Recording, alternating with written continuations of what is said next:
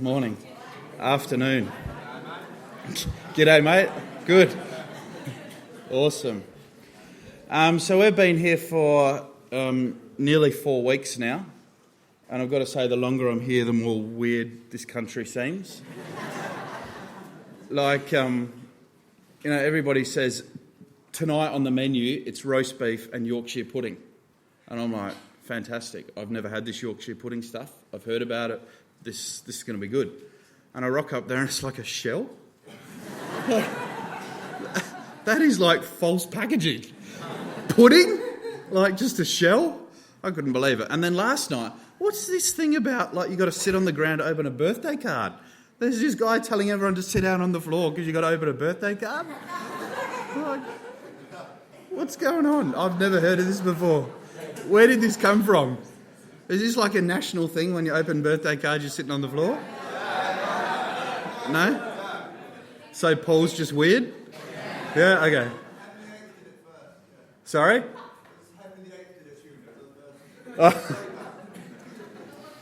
I could not work out what was going on. Sit on the floor to open a birthday card. That's the first time I've done it, and I promise you I'll never do it again. Unless one of you guys send me a birthday card. Okay, I'm going to start with saying thank you. The kids have just loved it.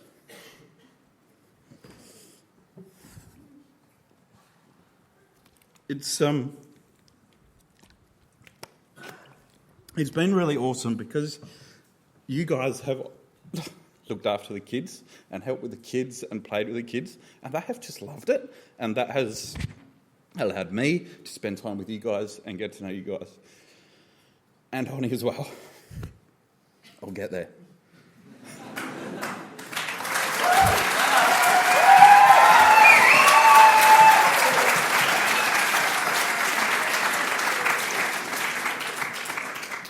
I think when we arrived, we knew probably 15 people. Like Lockie Smith, he goes to my ecclesia, and Joe and Jules, they go to my ecclesia. About 15 people, probably all of them from Perth. And then Duncan, I'd met him once. And that was almost about it. So getting to know you as I have has been great. But thank you. Okay. If you ever decide to come to Australia, I've got to get past this. Thank you for looking after the... Thank you for looking after the kids. I got it out.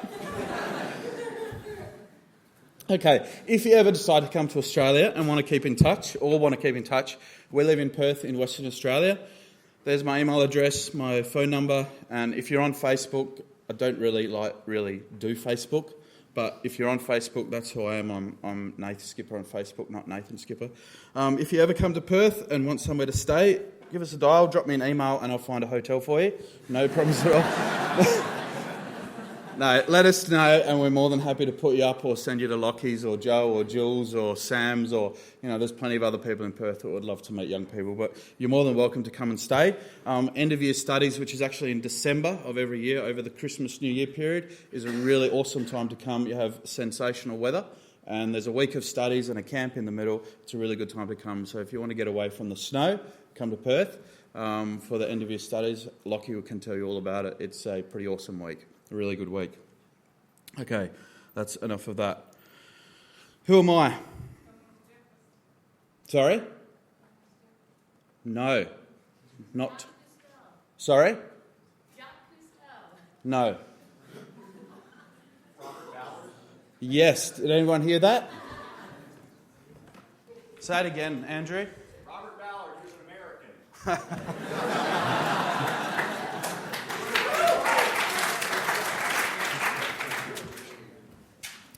Okay, that is Robert Ballard. Does anyone know what he's famous for? Sinking. Being an American. Almost.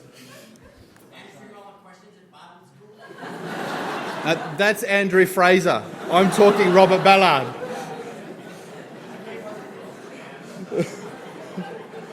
You're the guy who made us all sit on the floor so someone could open their birthday card. You just keep quiet.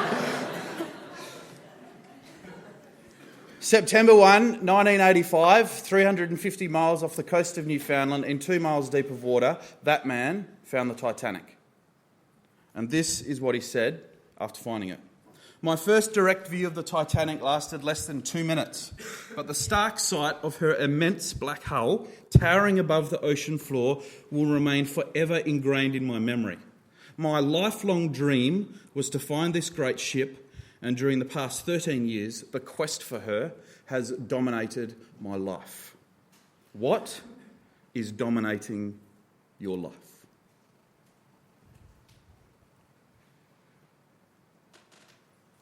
Is it your study? Is it your uni? Your schooling? Is it your career? Is it how much money you're going to make? How many houses you're going to own? Is finding a partner dominating your life? For 13 years, this guy was pressing forward just to find the ship. Just to find a ship that had sunk nearly 100 years earlier. He just wanted to find it. It was his lifelong dream to find the Titanic. And the quest to find it dominated his life. What is dominating your life? The Apostle Paul said, when he was in prison, when the walls were high, when the lights were out, when the walls seemed absolutely insurmountable and there was no way out of the trauma and the terrifying situation that he was in, he said, the one thing I want is not freedom. It's not a bottle of San Pellegrino. It's not like the newspaper. It's not a good meal. It wasn't anything other than to become progressively more deeply and more intimately acquainted with Jesus. What is dominating your life? And importantly, where are you going to be in 10 years' time? Where are you going to be in 10 years' time? What plans have you put in place, are you putting in place to say, this is where I want to be spiritually in 10 years' time? What is your goals? What are they? It's a really important thing to think about. Where are you going? Okay.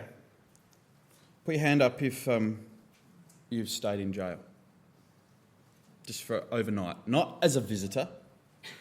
I said stayed in jail. If you've overnighted in jail. Probably none of us have been in jail. I think it's probably fair to say that none of us have probably been confined anywhere for a year, let alone for 2 or for 3 or for a large percentage of your life. Probably the closest many of us have got is you're grounded and you're not going out for 2 hours or 2 days. No, you're not going anywhere. And it was really tough, wasn't it? It was really tough. In my house, when that sort of stuff happened to me, I had to go and weed the lawn. Go and pull the weeds out of the lawn. And the rule was an ice cream bucket, like you think about an ice cream bucket full of weeds, and it had to be pressed down and overflowing. You know, trying to get this spiritual thing out of pulling weeds out of the lawn. But I had to deliver to my parents a bucket of weeds pressed down and overflowing. And it's tough because all your friends or your mates are out there having fun and you're weeding the lawn with Ma and Pa. Not particularly enjoyable. But that just lasted for a couple of days. Maybe for a couple of hours. But we're today in prison with Paul. We're going to get behind the bars of the jails in which he spent a lot of his life. We're going to observe him, observe his behaviour, observe the way he interacted with people. We're going to listen to his conversations and take a peek at some of the things that he wrote while he was in prison. And we begin in Acts chapter 24. Back where we were, I think, the other night. Acts chapter 24. Right, a few more questions because I've got heaps of smarties left, right? How many counties are there in Germany? 16. Who said that? The guy who gave me that question. Yeah, very well done.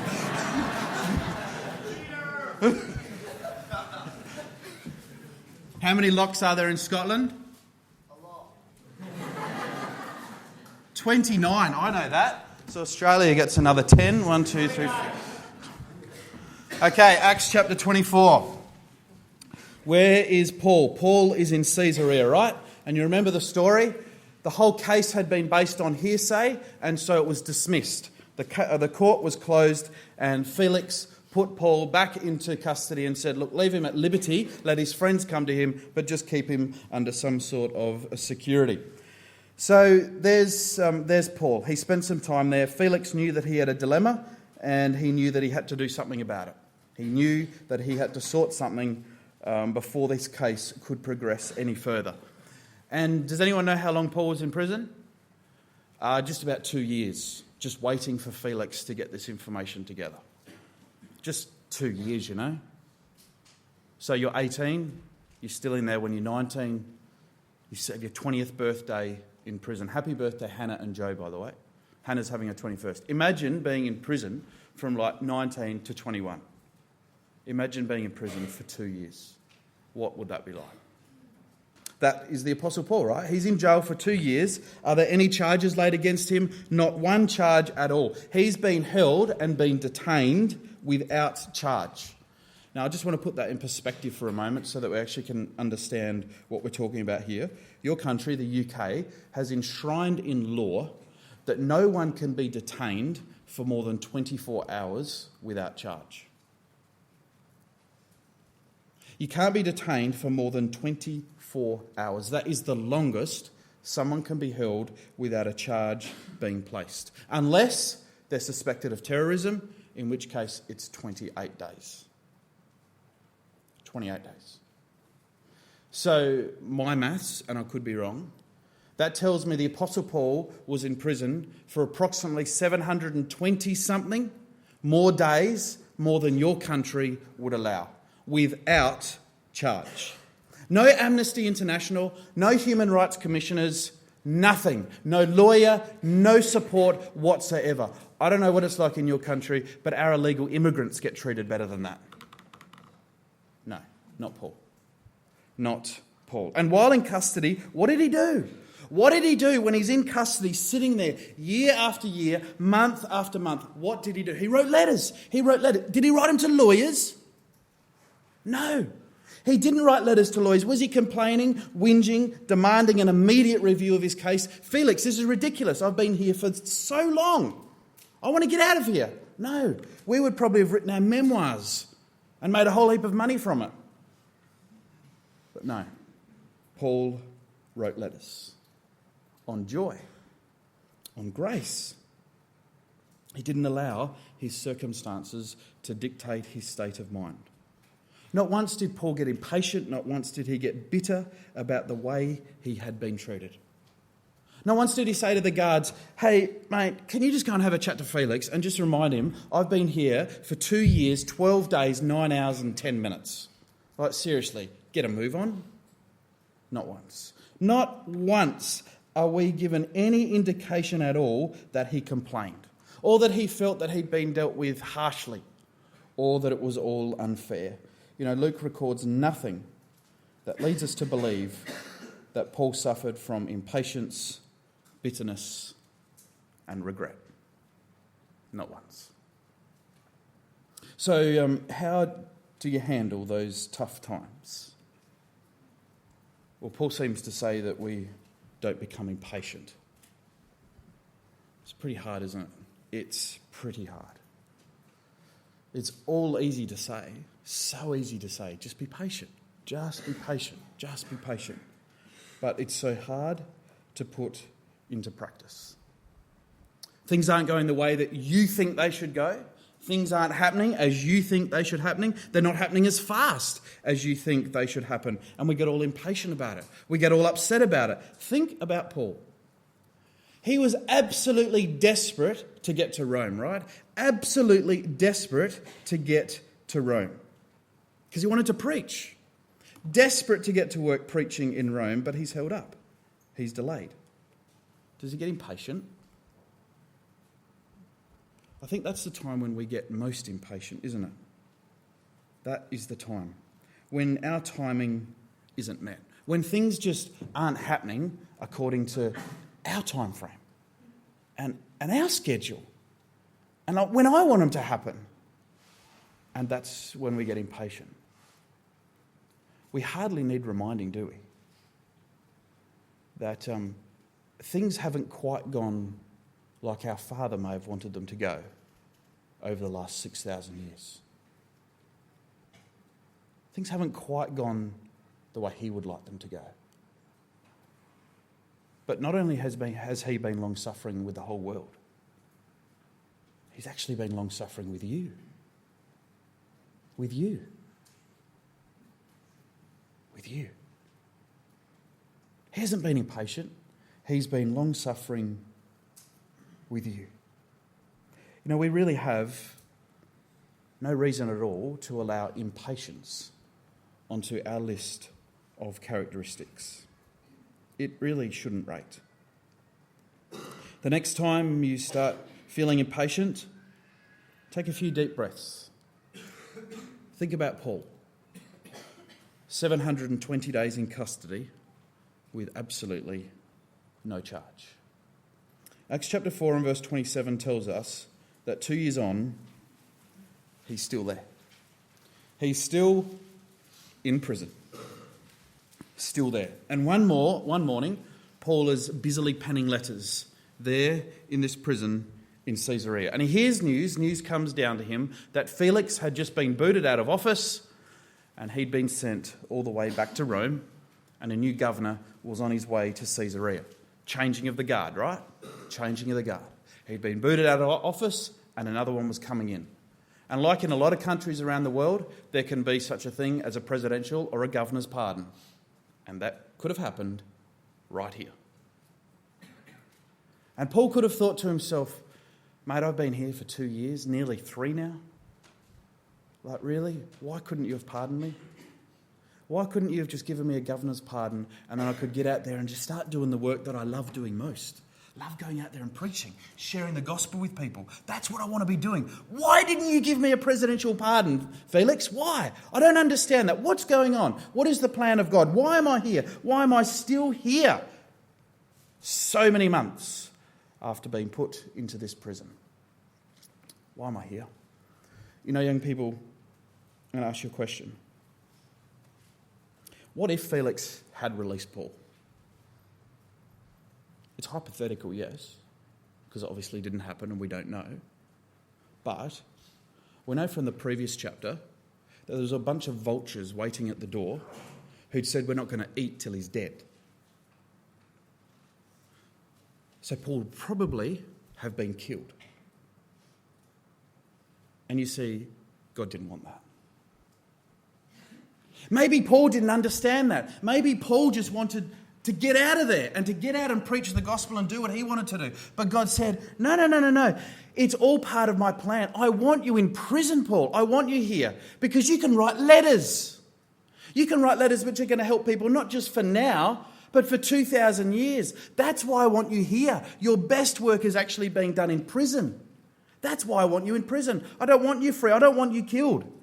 I want you in prison. I want you writing letters. That was the best thing for Paul. It was the best thing for Paul. It was in Paul's best interests that he stay in prison. But believing that is awfully hard. You're going through a terrible time in life. You've got incredible pain and suffering. And somebody comes along and says it's in your best interests. Wow, that's hard. That is really hard, isn't it? Really hard to hear when somebody comes into your life and says, it's actually in your best interest. It's okay. Things will happen. Things will work out. In time it will all get sorted. This is actually in your best interest. It's okay. Wow, that's hard. That is awfully hard to hear. If the circumstances in your life are far from perfect, and it's difficult for you at the moment, being told that it's in your best interests doesn't usually go down well. Doesn't usually go down well. But you know, Paul said, I know it is. I'm going to read a passage for you. He says, but I would you would understand that what's happened to me has actually fallen out for the benefit of the gospel. What's happened to me has actually worked out for the benefit of the gospel. It's actually been in the best interests It actually has. Now, before we leave Acts chapter 24, guys, I just want you to notice something. Have a look at verse 25. Acts chapter 24 and verse 25. Paul's in prison for a couple of years, right? And it seems that regularly Felix called for Paul. As he reasoned of righteousness, this is Paul, as Paul reasoned of righteousness, temperance and judgment to come, Felix trembled and said, "Go your way, Paul. Go your way this time. When I have a convenient season, I will call for you." End of verse 26. He hoped that money would be given him that he might loose Paul. Wherefore he sought for him the oftener and communed with him often. Okay, so Felix is calling Paul to him often, hearing this stuff, when it's a convenient season, when it's the right time, then I'll listen to you, then I want to hear more about your message, then I'll believe, then I'll be converted. You know, guys, some people plan to repent at the 11th hour and then die at 10:30. And that's what happened to Felix. He was booted. He died at 10:30. Don't wait until the 11th hour to repent and be converted. Don't wait. Felix did, and he was booted from office. And Acts chapter 25 starts by telling us that Festus, the new governor, the new PM, the new David Cameron, arrives in Caesarea. And he was determined, it tells us this, absolutely determined to get straight onto Paul's case. And so he headed straight down to Jerusalem to consult with the Jews there. Verse 1 tells us 3 days after arriving in Caesarea, he's packing his overnight bag and heading down to Jerusalem, or heading up to Jerusalem, to have a chat with the leaders to discover more about this situation with Paul. You know, that's hardly enough time to unpack your bags, unpack your suitcases, hang up all your royal clothes, your trousers, hang up all the stuff that you've brought with you. He's on the road, straight up there to Jerusalem. He wants to get onto this case straight away. And it wasn't just about checking out the Supreme Court of the country, right? He didn't just want to do a royal tour of Jerusalem. No, he went straight down to consult with the high priest and the Jews about this situation. Verse 7 tells us that he comes back. He comes back to Caesarea, he's armed with information, and it says that when he was come, the Jews which came down from Jerusalem stood round about Paul and laid many and grievous complaints against Paul, which they could not prove. So this time, right, there's no eloquent lawyer.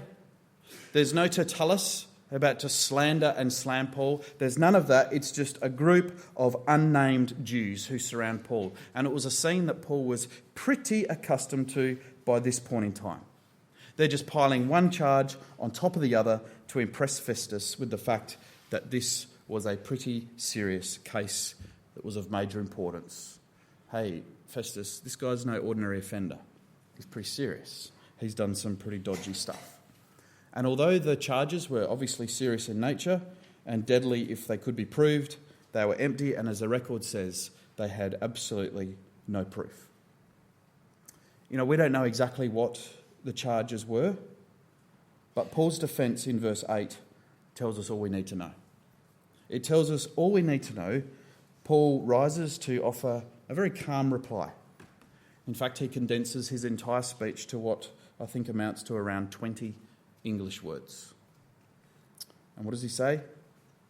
No trace of anxiety, no bitterness, no impatience. He says, neither against the law of the Jews, neither against the temple, nor yet against Caesar have I offended anything at all. And having said that, he just sat down. You know, it's what he doesn't say that's really remarkable. He could have reminded them that the previous PM couldn't substantiate any of the charges.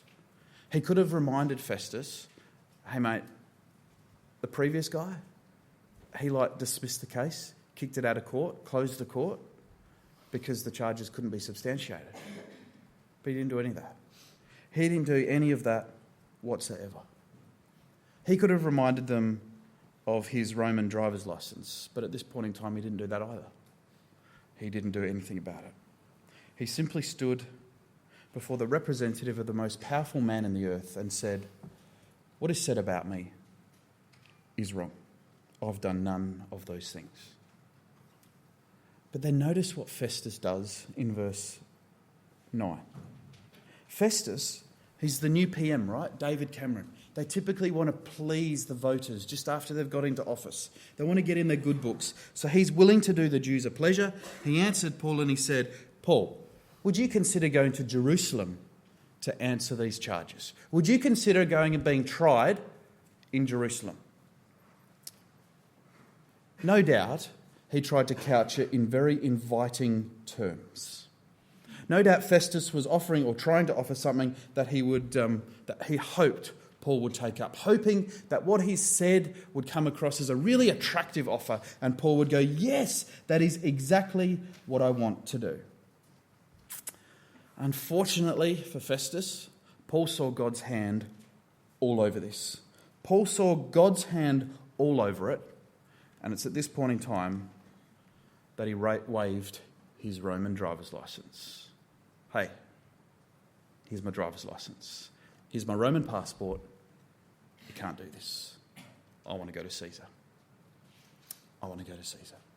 He saw God's hand all over this. Now, how do we know this? How do we know that Paul's standing there in court, hearing what these guys are saying, hearing what Festus has just said to him, do you want to go to Jerusalem and there have this case heard? And Paul could see God's hand all over it. How on earth did Paul see God's hand all over this? Well, firstly, and it's the only passage that I'm going to turn to show in this, there are others, but it's the only one I'm going to use. Acts chapter 23 and verse 11.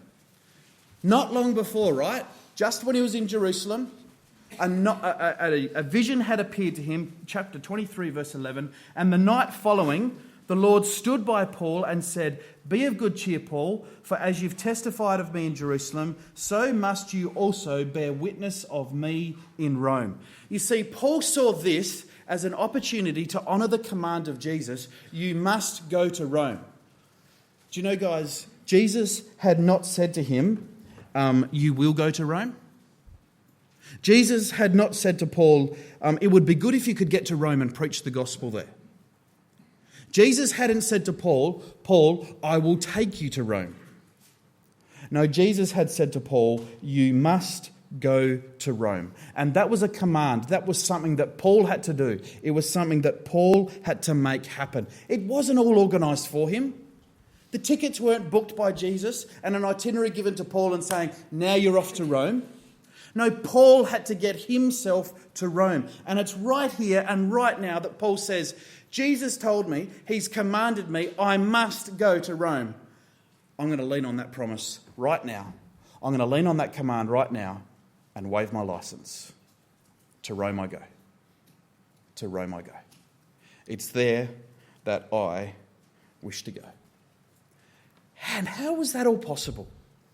Do you know, guys, the charges that these men must have laid against the Apostle Paul have to have included a charge against Caesar.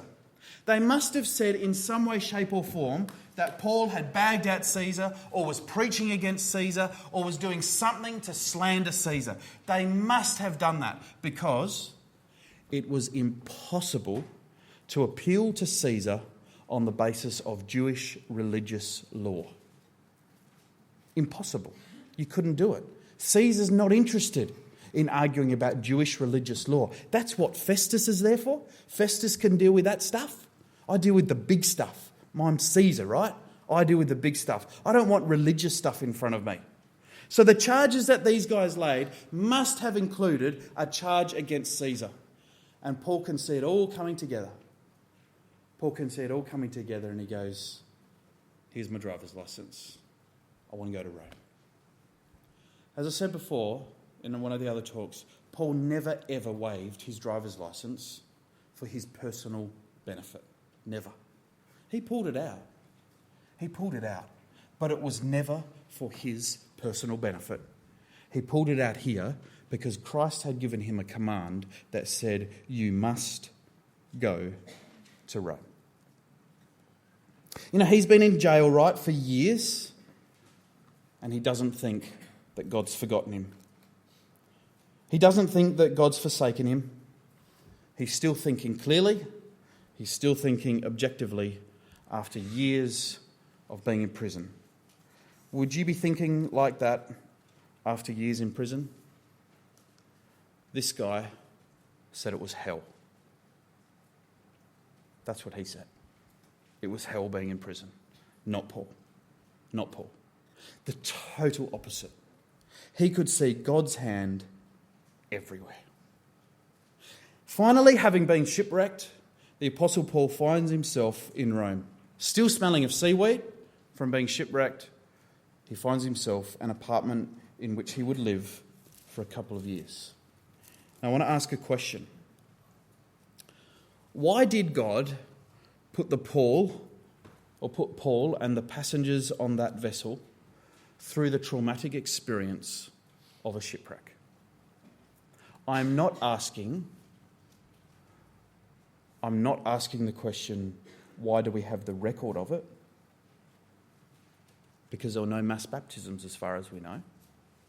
I'm asking, why did God put that boat on the bottom of the ocean?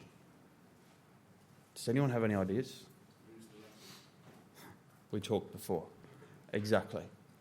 Do you know, guys, this is such an awesome thing. This is why it pays to look at the Bible from a really big picture. Have a look at the end of Acts chapter 25. Acts chapter 25, and we'll read verse 25. Festus is chatting to King Agrippa, and this is what he says. Acts chapter 25, verse 25, I found that Paul had done nothing worthy of death. He's done nothing wrong. And that he himself has appealed to Caesar. I've got to send him. He's a Roman. I've got to do what he asked me to do. Of whom I have no certain thing to write unto my Lord. I've got nothing to write to Caesar. I've got no letter of charges. I can't send anything with Paul to say this is what he's done wrong. Wherefore, O King Agrippa, I've brought you here, especially you, in the hope that you can examine him, and afterwards I can have something to write. For it seemeth to me, verse 27, unreasonable to send a prisoner, and not withal to signify the crimes laid against him. Well, as I said before, they had an empty page at the beginning, they had an empty page at the end. But they must have come up with something, right? Because no prisoner could go before Caesar without a letter of charges. Where did that letter of charges end up? On the bottom of the ocean. Which meant Paul was in prison for a couple of years while they sent back letters to Jerusalem saying, hey, we need more information on this guy. What's he done wrong? What's the letter of charges? What's happened? We need to know the case to be able to present to Caesar. All the while, Paul is penning, just Ephesians, just Philippians, just Colossians, just Timothy, probably Hebrews, probably Philemon. You see, God put that boat at the bottom of the ocean so Paul could spend time in prison and do what Paul did best, which was write. Which was write letters, not just for the benefit of the people that lived when he did, but for you and me. And like those letters, Ephesians, Philippians, Colossians, Timothy, Hebrews, Philemon, probably some of the best letters in the Bible that tell us about a disciple's life, all written while he's in prison. Because God put a boat and 270 other people in the water so that one man could write a few letters for you. Is that awesome or what? That is awesome. That is absolutely awesome. So Acts chapter 26, 27, we find the Apostle Paul, he is in Rome. And he dragged his chains around that apartment in Rome for 2 years. For 2 years. And it was on the north side of that busy city where Paul was under house arrest. And it was no Blackpool Sands or no Bournemouth Beach in Devon. I went to Google and typed in 10 best beaches in the UK, right? And that's what it said. Is that right? Blackpool Sands? Yes? And Bournemouth in Devon. Oh, sorry. Oh, really? This is Perth beaches. That is where I live. That is where we all live. That is the beach where Lockie goes and surfs, where we go and swim, and when we have a lot of fun. That is the beach. That is what beaches are like in Perth. But where Paul lived was nothing like that. Absolutely nothing like that. And it wasn't even like Bournemouth in Dorset. Is that right? Yeah, got it right. It was nothing like that. It was a hidehouse with a cold concrete floor. And it was there that he was imprisoned for 2 years. I want you to try and imagine what it would have been like to visit Paul in that house. Just imagine knocking on the door, being welcomed in by a soldier into the house. You walk through the main room and you find Paul sitting there, dictating to Epaphroditus, who's gripping the quill and feverishly writing a letter to you. Maybe Ephesians, maybe Philippians. The house had an atmosphere of happiness, and we know that from the letters that Paul wrote while he was there. His character, his personality hadn't been soured or hardened by all the troubles. No. He was kind. He was kind. He was tender-hearted. He was forgiving, just as Christ had forgiven him. You see, that's what he wrote, didn't he, to the Ephesians? That you be kind, tender-hearted, forgiving, just as Jesus has forgiven you. Would have been pretty hard for him to do that. He wasn't in a good state of mind there in prison. I've been in prison for 4 years now. Be kind, tender-hearted, and forgiving. Tender-hearted in prison. Be forgiving. Be forgiving as Christ had forgiven you. He walked in love. He was still the great encourager that he had been all his life till that point in time. He was full of joy. He was fervent in prayer and in preaching. He was still as passionate as ever about his beliefs. And you know what makes this all the more amazing is the man simply would not grumble. He would not. By God's grace, he'd learnt to live above it all. How? How would that be possible? It would just get you so down. Have you guys got a prisoner here in England that, like, you know, the popular people everybody knows about, and they've been in prison for ages? There's question marks over whether they should be in prison or not. Do you guys have that sort of situation in England? No? In Australia, right, we've got this girl called Schipper. She's stuck in jail, in prison. Half of Australia thinks she should be there, half of Australia thinks she shouldn't be there. You reckon that's about right? Half and half? Yeah, Lockie said half and half, so half and half it is. Some people think he should be in jail, some people think she shouldn't be in jail. She is so bitter. Her whole family are bitter. They've written books, they've written stories, they do media releases all the time saying how unjust this is, how wrong it is, how terrible it is, how she's just turning so bad, how her attitude is going downhill. Paul's been in prison for longer than Schipper Corby's been in prison, and he's writing letters of joy and of happiness. How had he learnt the secret of contentment? Where did that come from? What is the secret of contentment? In jail? Content? Are you for real? He was still smiling. He was still positive. He was as upbeat as ever. He still had a smile on his dial. Who am I?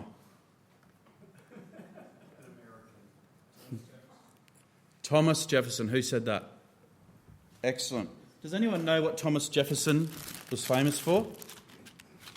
Not the American, or a American. Does anybody know? You're from... I thought it was. The third president of the United States. Yeah, what else?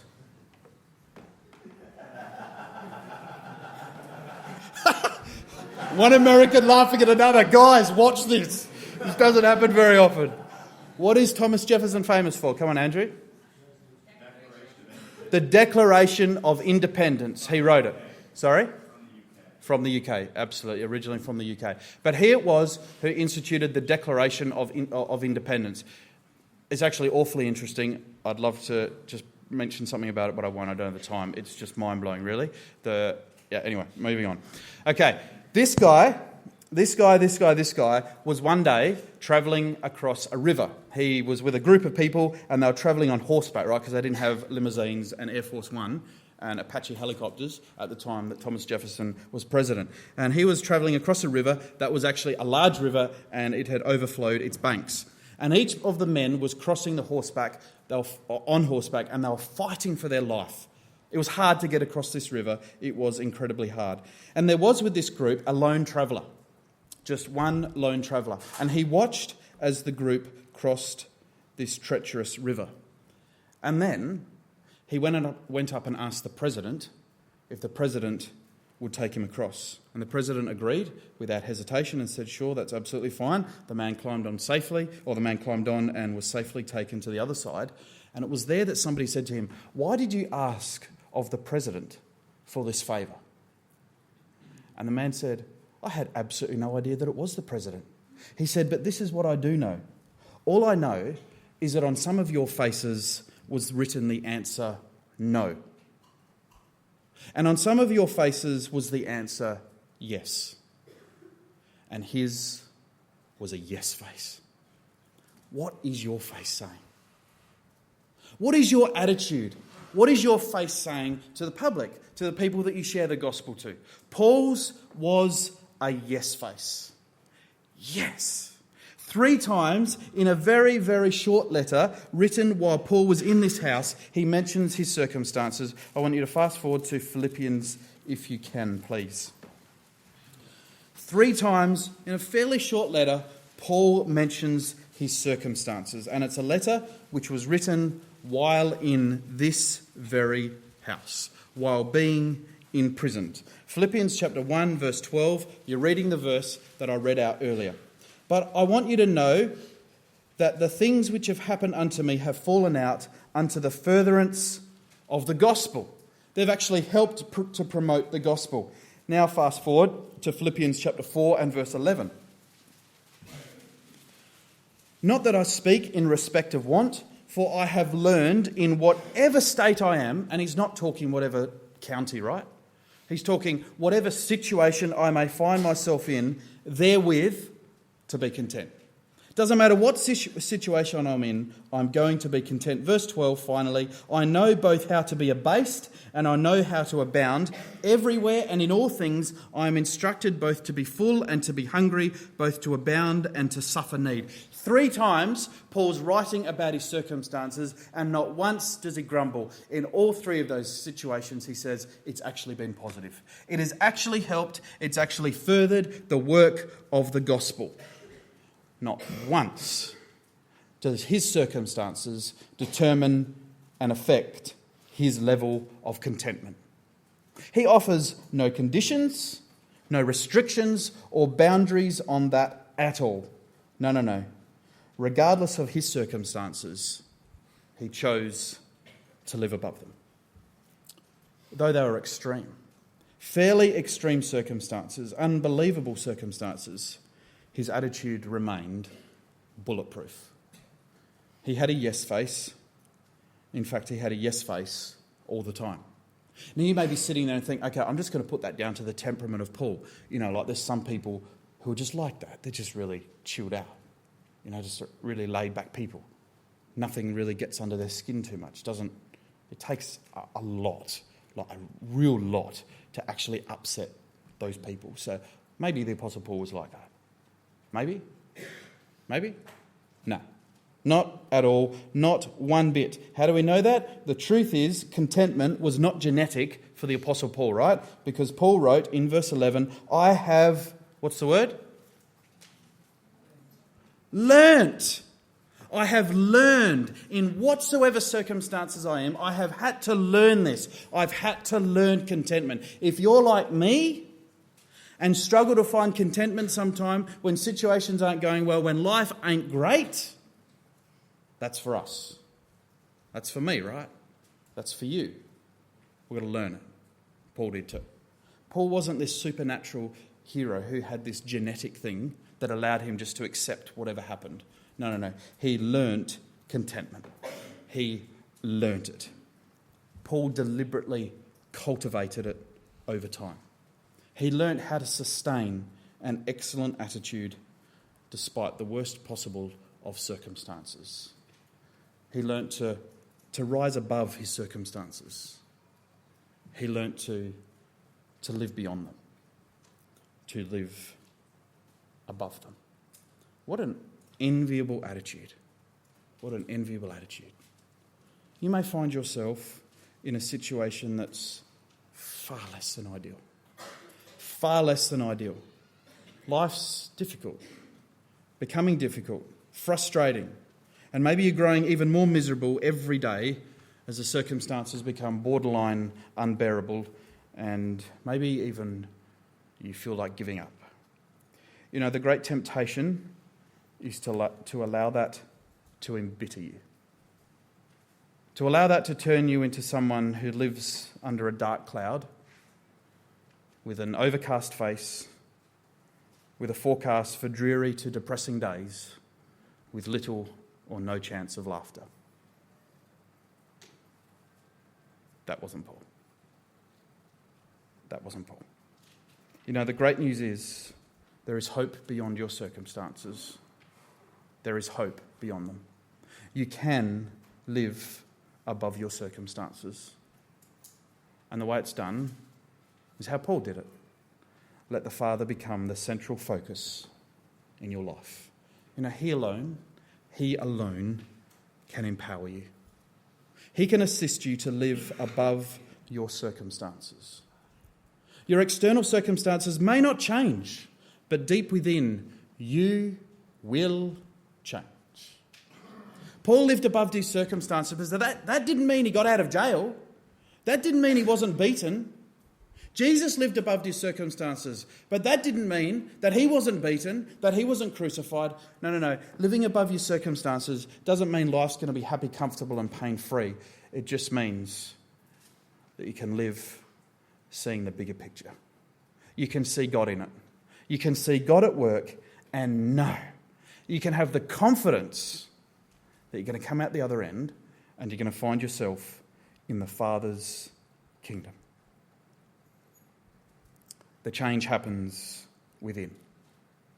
Instead of seeing yourself as a victim, you'll begin to realise that your strength is not your own. It's not a strength that's come from you. No, it's a strength that's come from God. And that was Paul. That was Paul. Paul taught himself to do this, you see, and we can check out the benefits in this letter we're in right now, Philippians chapter 1.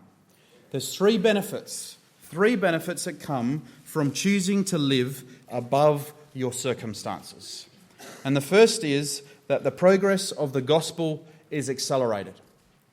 The preaching of the gospel is enhanced as a result of your choice to live above your circumstances. Let's just read again for the third time. Philippians chapter 1 verse 12. I want you to know that what's happened unto me has fallen out to promote the gospel. He's in prison and he says it's actually helped to preach the gospel. If I was him, I'd be saying, the best thing possible would be for me to be out of here and preaching the gospel, planting ecclesias, talking to people. And God says, no.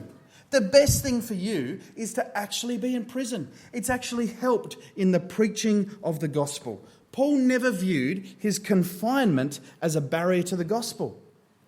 But rather, he actually said, it's actually a catalyst for wider impact. More people are affected now. You know, that's the benefit of learned contentment. When you live above your circumstances, you'll have little trouble spreading the message of the gospel. Not just to people like out there who don't know about the gospel, right? But to each other. You'll have no trouble sharing the message and the joy of the gospel to your friends here and at your home ecclesia when you choose to live above your circumstances. How? Why? What on earth do you mean? Well, you see, everyone will want to know. Everyone will want to know how on earth you're able to live with such joy and positivity when your circumstances are so average. Everyone will want to know. How do you do that? I know what's happened in your life. I know what you're going through. How are you doing that? How are you doing that? The second thing is, when you live above your circumstances, the edge of the message is sharpened. It's never dulled. It is never dulled at all. Do you know Paul says that his chains had actually become the best preaching tool ever? The best preaching tool ever. Not freedom, not the ability just to walk into a synagogue and open the Bible and start talking. No. the best thing that's happened is I've been in prison because the message is sharper. The best preaching tool I've had are these things, are these chains. This guy's for real, right? He's on death's row. He's on death's row and he says, rather than slumping in despair, rather than getting all upset after soldier after soldier after soldier attaches their chain to me,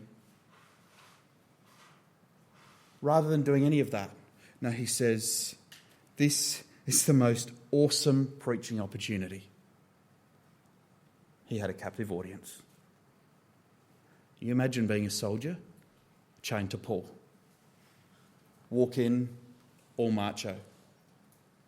Your gun holstered, ready to go. All macho, sit down next to Paul. Paul converted him. And when they walked out, they were kind.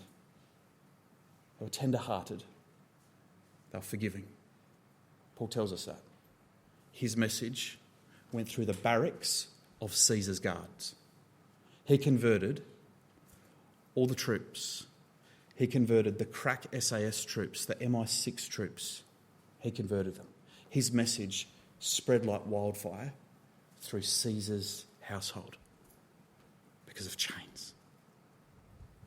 Because of chains. Ever been stuck in a lift? Ever been stuck in a lift for like half an hour? What do? Captive audience, guys!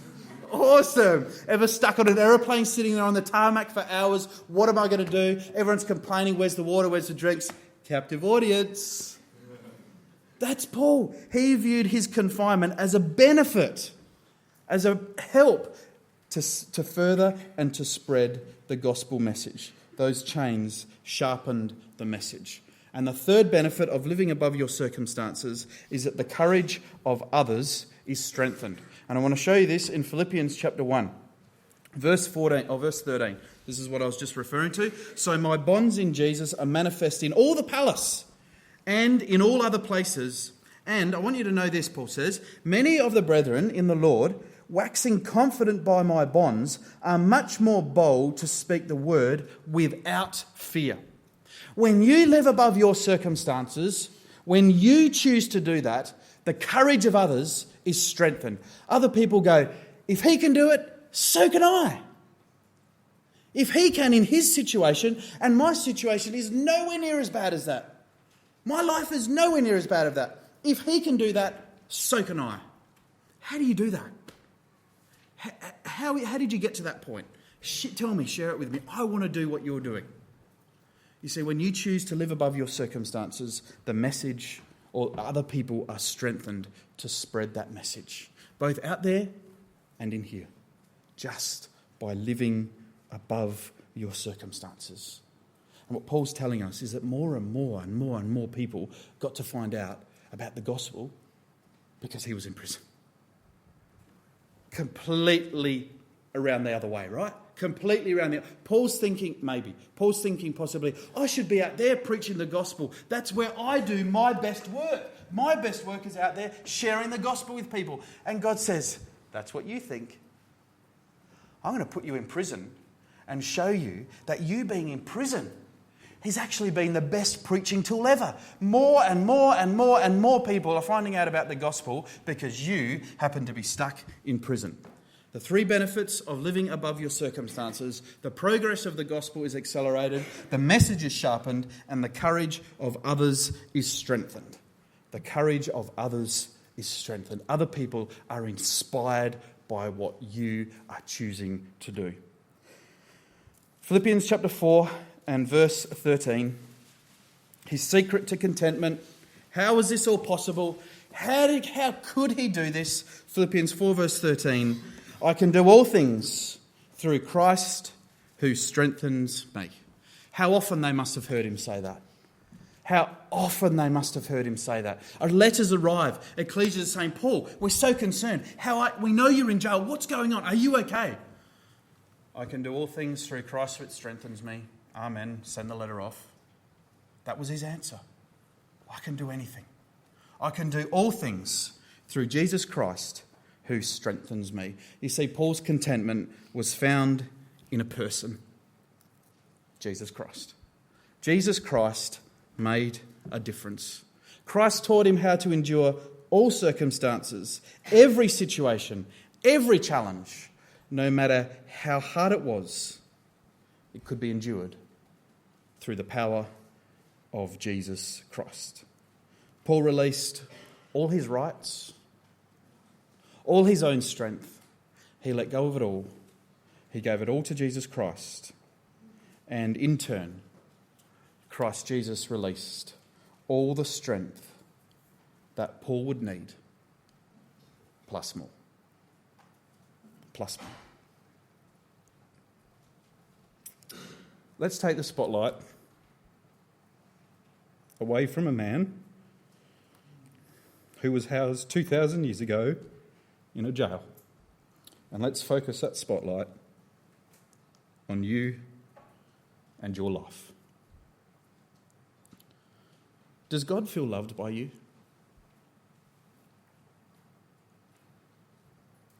Does God feel loved by the way you're living your life? By the things you're thinking about? By the things you do? Does God feel loved by you? Are you making a difference in the lives of those who are closest to you by the way that you respond to the circumstances in your life? Are others inspired by your faith, or are they discouraged by your fears? Are the attitudes of unselfish humility, of joyful acceptance, of strong determination and thanksgiving, are they evident in your life? If not, guys, start by refusing to let your situation determine your attitude. As we saw in Paul, the power to transform stubborn soldiers and their attitudes of fear and bitterness, anger and defeat, it came from Jesus. And he stands ready to pour his strength into you. He alone can do that. And he will. He will. When you give him full control in your life. Given time, you may face a situation somewhat like Paul did. It may not have the official intensity of a Roman court. It may not include a plot to end your life, but you will encounter those who don't seek your good. You will. And when you do what he did. He stood firm on the promise of God, and it was that promise that enabled him just to keep going, and to trust in God. What if he didn't have that promise? What if he didn't have the promise? What if Christ hadn't told him that he had to go to Rome? What if? He may have given up. He may have lost faith. He may have questioned whether God was at work. Who knows? Who knows what would have happened in all its details? But one thing we know, having that promise gave him direction, gave him courage, gave him hope. And you're no different. You're no different. Absolutely no different. If it wasn't for the promises that God has given us, we too would suffer from lack of direction. We too would struggle with courage, with faith, and with commitment.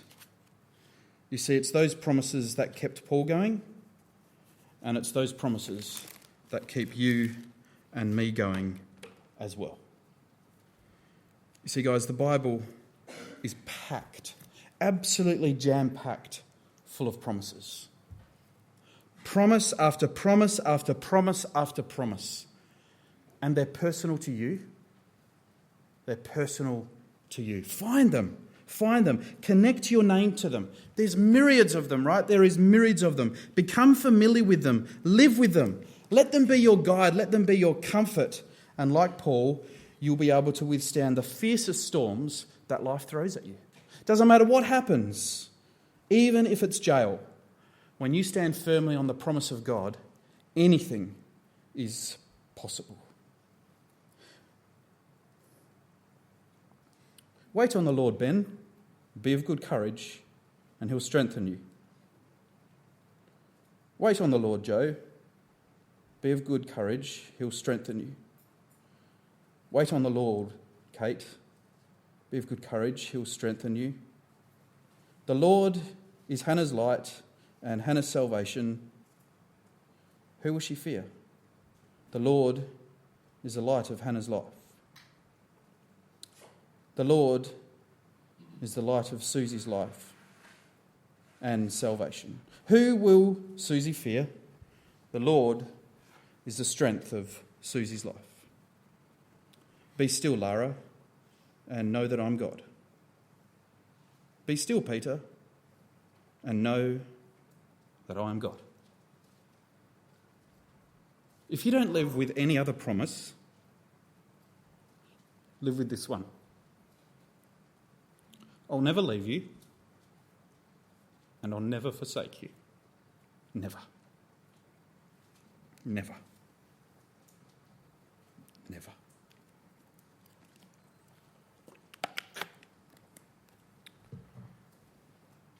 Who's that? I'm pleased you guys know who he is. I'm very impressed. He's one of my heroes. I think the guy was amazing, what he did for your country and what he did for the world. I read a lot of his stuff. I really like it. And on October 29, in 1940, 1941 actually, Prime Minister Winston Churchill was invited to speak at Harrow School in Middlesex. He was invited to speak at a graduation ceremony. And after a very long-winded introduction, listing all of his achievements and all of his successes, Winston Churchill stepped forward. And this is what he said. Never, ever, ever, ever, ever give up. Your postcard for today. Dear loved ones, never, ever, ever, ever, ever give up. Really looking forward to seeing you soon in the Father's kingdom. Paul. P.S. Your crown is waiting for you. Never give up.